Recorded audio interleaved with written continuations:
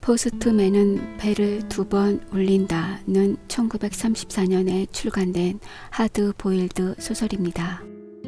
미국 대공황 시대의 사회 분위기와 인간의 욕망을 적나라하게 드러낸 작품입니다.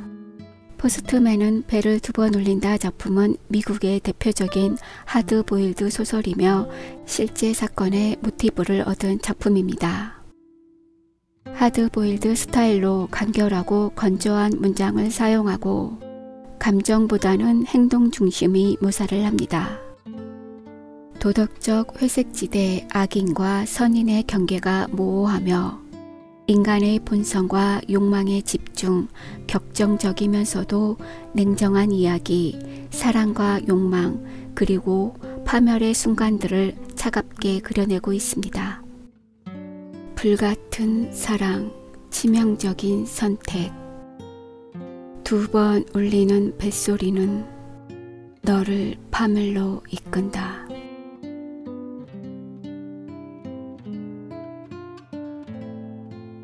포스트맨은 배를 2번 울린다 작품 속으로 떠나보겠습니다.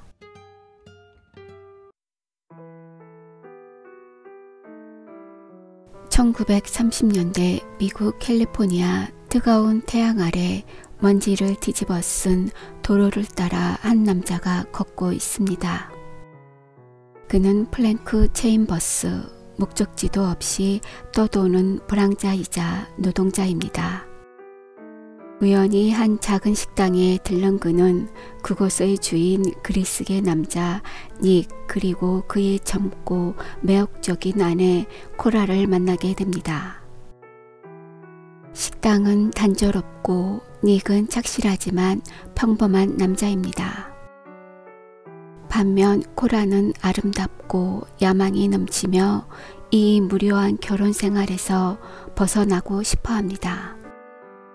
프랭크는 식당의 임시 직원으로 머무르게 되고 두 사람은 곧 불같은 사랑에 빠지게 됩니다. 하지만 그들의 사랑은 단순한 로맨스가 아닙니다. 코라는 자유를 원하고 프랭크는 코라를 원합니다. 두 사람은 닉을 없애고 함께 도망칠 계획을 세웁니다. 처음에 닉을 살해하려 했지만 실패합니다. 두 번째 시도는 교통사고로 위장해 성공적으로 닉을 죽이는 데 성공합니다. 경찰은 교통사고로 처리했지만 보험회사와 검사 측은 석연치 않는 점을 느끼고 두 사람을 집요하게 파고듭니다. 결국 경찰은 코라를 체포하지만 그녀의 변호사는 검찰과 딜을 통해 기소유예를 받아냅니다. 그러나 이 과정에서 프랭크는 변호사에게 조종당하고 코라에 대한 신뢰를 잃게 됩니다. 사건 이후 두 사람 사이에는 의심과 죄책감, 불신이 싹트고 서로를 점점 멀리하게 됩니다. 그러나 또다시 가까워지는 순간이 찾아옵니다. 코라는 임신을 하게 되고 두 사람은 새 삶을 시작하려 합니다. 하지만 소설은 프랭크가 감옥에서 사형을 기다리며 쓴 고백의 형태로 구성되어 있으며 마지막 순간까지 그는 자신이 저지르지 않는 죄로 죽는다는 아이러니한 운명을 받아들이게 됩니다. 시대적 배경을 알아보겠습니다. 세계 대공황은 1929년 미국을 중심으로 발생한 세계적인 경제공황을 이릅니다. 1920년대 후반부터 1930년대까지 세계를 강타한 경제 침체 현상입니다. 대공황으로 인해 경제와 사회가 무너지면서 국민들의 삶의 질이 악화되었고 인종차별, 노사 갈등을 비롯한 사회적 갈등이 심화된 시기입니다. 프랭크처럼 정착하지 못한 불황자들이 많았고 불안정한 사회 분위기 속에서 인간의 욕망과 생존 본능이 극대화되었습니다. 여성의 사회적 역할이 변해가던 시기로 코라는 정통적 아내 역할에서 벗어나 자립과 욕망을 추구하는 캐릭터로 등장합니다. 작가에 대해서 알아보겠습니다. 제임스 케이는 1892년 미국 메릴랜드주에서 태어났습니다. 1910년 워싱턴 대학을 졸업한 후 볼티모어 지역 신문사에서 일합니다.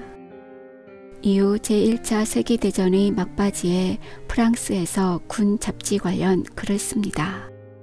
1934년 발표한 첫 소설 포스트맨은 배를 2번 울린다가 공전의 히트를 기록합니다.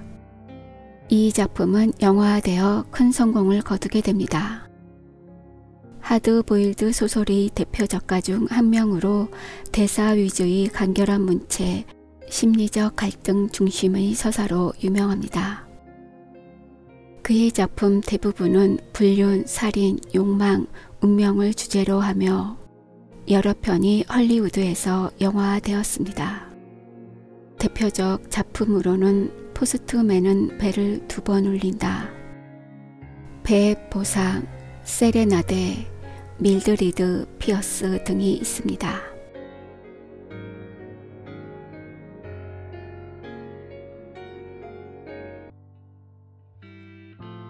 오늘의 생각해볼 문제입니다. 이 소설의 제목 포스트맨은 배를 2번 울린다는 무슨 의미인가요?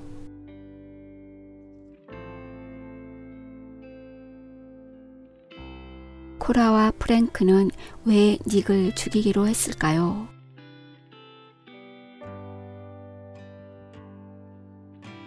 이 소설이 현대 독자에게 주는 교훈은 무엇이라 생각하나요?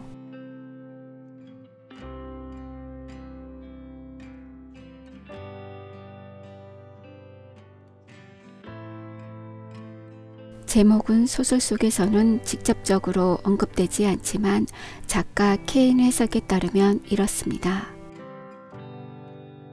첫 번째 벨소리는 우리가 놓칠 수 있다.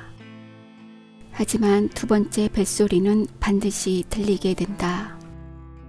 죄와 벌, 운명은 언젠가 반드시 다시 찾아온다. 즉 프랭크와 코라는 닉을 죽였을 땐 벙망을 피했지만 결국 인강보는 피할 수 없었다는 메시지를 담고 있습니다. 다음 영상에서 또 다른 책으로 찾아뵙겠습니다. 구독, 좋아요는 큰 힘이 됩니다.